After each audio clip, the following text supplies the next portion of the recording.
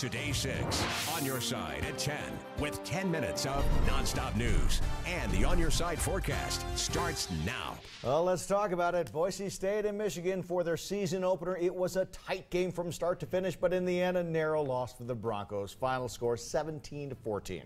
A roller coaster ride for fans at home and across the country.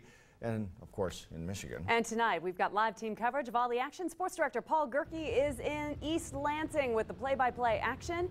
Eric Fink has been hanging out all day watching local fans. Let's go straight to Paul Gerke with the latest highlights. Hi guys, I'm standing outside of Spartan Stadium. Things starting to empty out. The marching band just cleared. We're lucky we missed it. It was awfully loud. As you just heard from Don, the Spartans come out on top 17-13. They scheduled this game back in 2008. Both programs on the cusp of greatness at that point. Highly anticipated matchup, but the Broncos come up just short.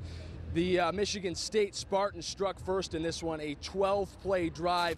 Le'Veon Bell punching it into the end zone to make it 7-zip.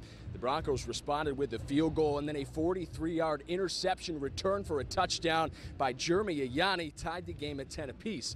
The Broncos took a 13-10 lead and carried that into the fourth quarter, but they just had no answer for Le'Veon Bell. He rushed for a career-high 210 yards on 44 carries. Talk about a workhorse back and 2 touchdowns. Boise State mustered just 206 total yards on offense on the night. Joe Southwick, 15 for 31 in his debut as the starter. Boise State obviously not happy about this loss. They should fall from the AP rankings. They came in 24th in the nation. They should slide down a little bit after the loss. Hey, Paul, a couple of questions. Of course, I was wishful thinking when I said 17-14. Of course, 17-13 because we didn't get an offensive touchdown.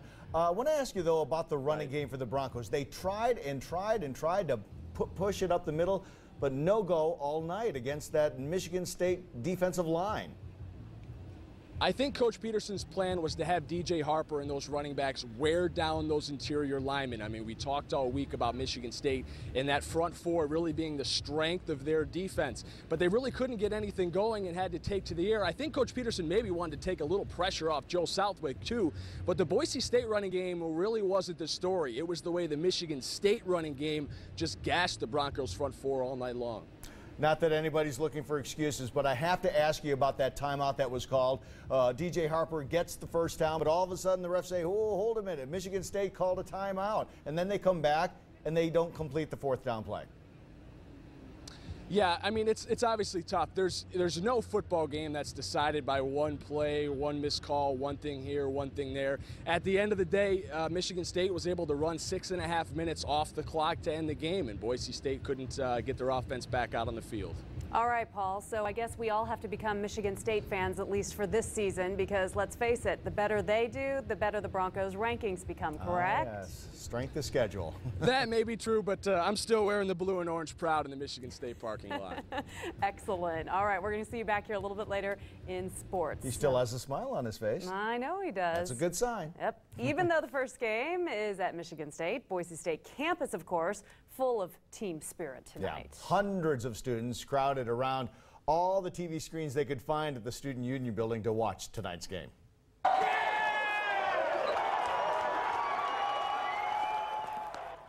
Something good just happened, I bet.